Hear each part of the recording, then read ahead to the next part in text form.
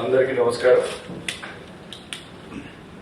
ఈరోజు ఇక్కడ మీడియా సమావేశం ఏర్పాటు చేయడం ఏమనగా కూటమి ప్రభుత్వం ఏర్పాటైన 20 నెలలు కావస్తుంది.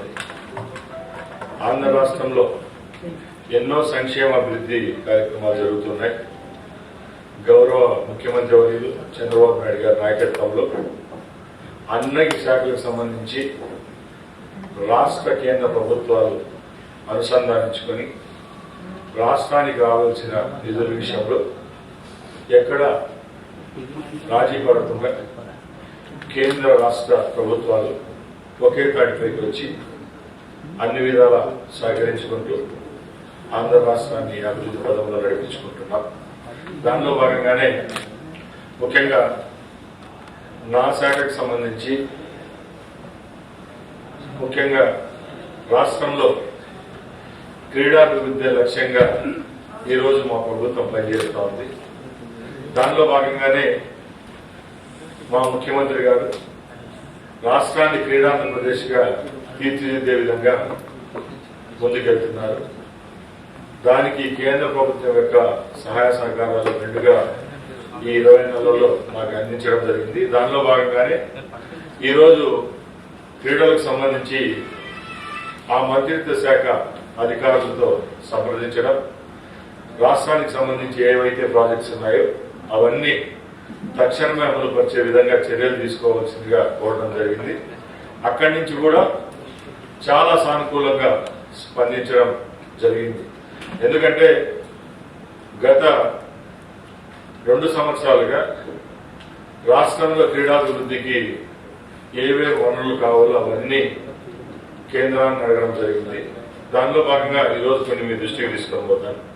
ముఖ్యంగా స్పోర్ట్స్ అథారిటీ ఆఫ్ ఇండియా పరిధిలోని అష్మితా స్కీమ్ ఏదైతే ఉందో మహిళా క్రీడాకారుల కోసం ఆ ప్రోగ్రాంను రాష్ట్ర వ్యాప్తంగా ఇంప్లిమెంట్ చేసేదానికి ఇక్కడి నుంచి పాజిటివ్ రెస్పాన్స్ వచ్చింది. అలాగే సండే ఆన్ సైకిల్ అనే కార్యక్రమాన్ని కూడా అన్ని జిల్లా హెడ్ క్వార్టర్స్ లో వచ్చే మార్చి నుంచి చేసేదానికి కూడా రాష్ట్ర కేంద్ర ప్రభుత్వాలు పనిచేస్తాయని తెలియజేసుకుంటున్నాం.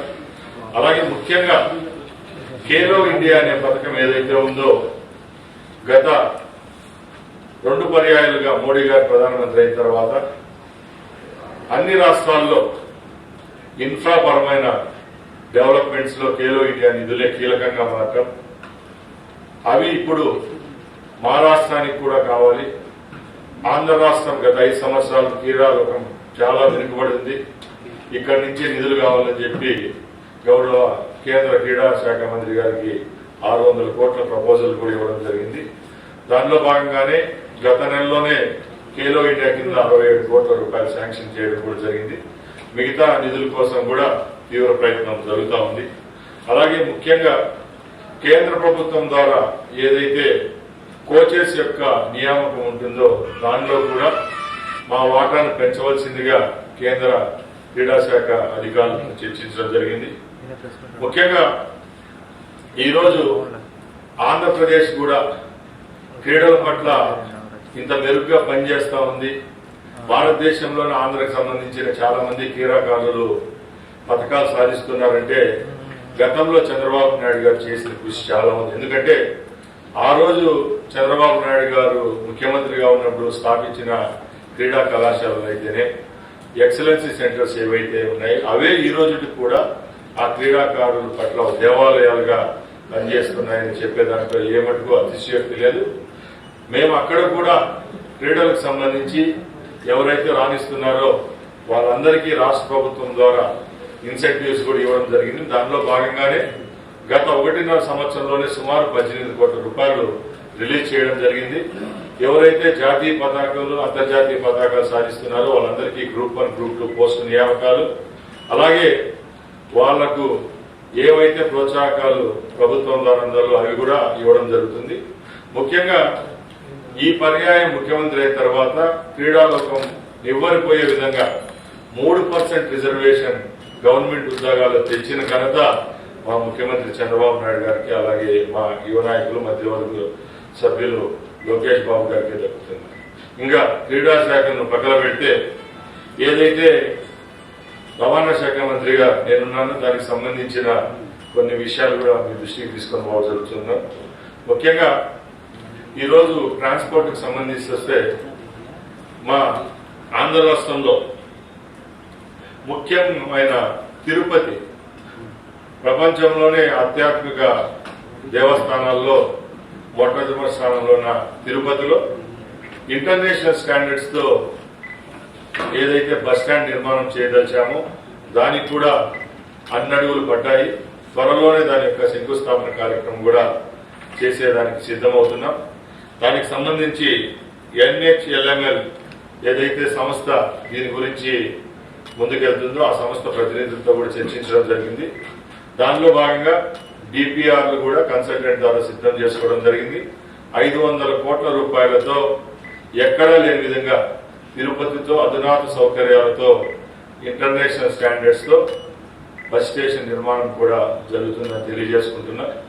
అలాగే ముఖ్యంగా మా నియోజకవర్గం విషయానికి వస్తే రాయలసీమ ప్రాంతంలో ఎంతో వెనుకబడిన రాయచోటి నియోజకవర్గానికి సంబంధించి ఈరోజు మినిస్ట్రీ ఆఫ్ మార్ట్ గడ్కరీ గారి శాఖకు సంబంధించి అధికారులతో చర్చించడం జరిగింది. దానిలో భాగంగా ఎక్కువ యాక్సిడెంట్ జరుగుతున్న రాయచోటి కడప ఏదైతే నేషనల్ హైవే ఉందో, నేషనల్ హైవే 40 ఉంది, దానికి సంబంధించి 2 లేన్ల రోడ్డును 4 లేన్ల రోడ్డుగా నిర్మాణం చేసేదానికి ప్రతిపాదనలు కూడా పూర్తి చేసుకోవడం DPR స్థాయిలో ఉంది. అది కూడా వచ్చే 6 నెలల్లో టెండర్కి వచ్చే విధంగా చర్యలు తీసుకుంటామని చెప్పి సంబంధిత అధికారులు చెప్పడం మాకు చాలా సంతోషాన్ని ఇచ్చింది.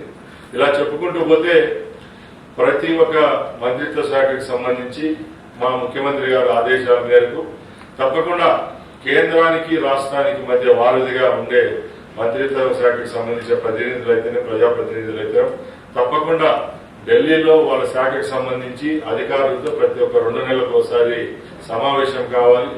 రాష్ట్రానికి సంబంధించి నిధుల విషయంలో ఎక్కడ ఏ విధమైన వేమనపాటు ఉండకూడదని చెప్పి దిశానిర్దేశం చేయడం జరిగింది. దానికి అనుకూలంగానే ఈ రోజు మేమందరం పనిచేస్తున్నామని తెలియజేసుకుంటూ ఈ అవకాశం ఇచ్చిన మీ అందరికీ మరొకసారి ధన్యవాదాలు తెలియజేస్తున్నాం. జై Sir, small question.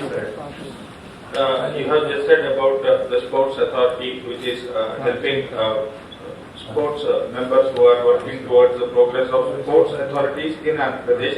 Well, Nara Lokesh have been taken initiative of meeting Jaisha and other BCCI members in order to bring few advanced steps towards Andhra Pradesh and Mangalgiri, as your Minister Nara Lokesh has said that Mangalgiri cricket stadium is going to be larger than Ahmedabad cricket stadium. When the work is going to start and what's the progress of it? What you have said is certainly true.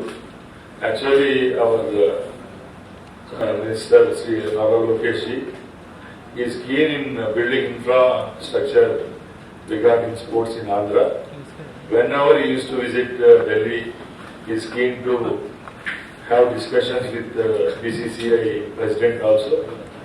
In a short tenure, we are ready to build an international stadium in Mangalgiri. Already, we have building new Amaravati in Vijayawada, the growing capital of Andhra Pradesh. In the Amaravati also, our Honorable Chief Minister has allocated land for Sports City. We hope in short time we are going for tenders for building this infrastructure. One more follow-up question, sir. In the previous phase, in 2019 to 2024, YSRCP government had taken sports initiative called Adudam Andhra. TDP government has said that, the NDA government has said that it's a scam. What are the progress of that so-called scam? More than me, the media people, you were there in last 5 years tenure. You might have known that within a span of 40 days, the ex-Chief Minister, Mr. Jagannath Reddy's government has spent more than 120 crores in Adudam Andhra. This is the routine question asked by the media brothers and many colleagues from the political system also. We have taken initiative after our government and we have laid a committee with CID. Now they are working on this. Shortly, within the weeks of time, we are ready to keep total reports before you. Thank you. 4 days కంటే దీని మీద RK రోజు కూడా కొంత కీలక వ్యాఖ్య చేశారు sir. నేను అడగండి క్వశ్చన్. 4 days కిందట అంటే ఆడదాము అని ఏదైతే ఉందో దీని మీద కూడా కొంత కీలక వ్యాఖ్యలు చేసింది. అసలు ఇప్పటి వరకు కూడా ఎంతో ప్రభుత్వం మా మీద విమర్శలు చేసింది కానీ ఎట్లాంటి యాక్షన్ తీసుకోలేదు అన్నటువంటిది. నేను ఒకటే చెప్తున్నానండి, ఆ రోజు మంత్రిగా ఉన్నది ఎవరు మీ అందరికీ తెలుసు, రోజా గారు. ఎక్కడ ఏ రాష్ట్రంలో కాదు, భారతదేశంలో కాదు, ప్రపంచంలో ఎక్కడ పేద క్రీడాకారుల యొక్క డబ్బుని యథేచ్ఛగా దుర్మార్గాన్ని ఖర్చు పెట్టిన పరిస్థితి ఎప్పుడు చూడలేదు. కేవలం పొలిటికల్ స్టంట్ గా, ఎలక్షన్ యొక్క స్ట్రాటజీగా ఆ రోజు అంత డబ్బులు ఖర్చు పెట్టారు.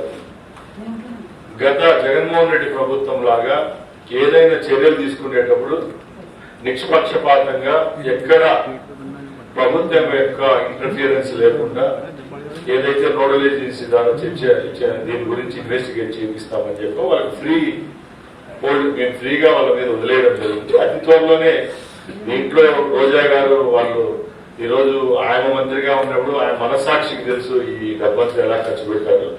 తప్పకుండా ఆ రోజు ఆయన క్వశ్చన్ సమాధానం చెప్పే రోజు త్వరలోనే వస్తుంది.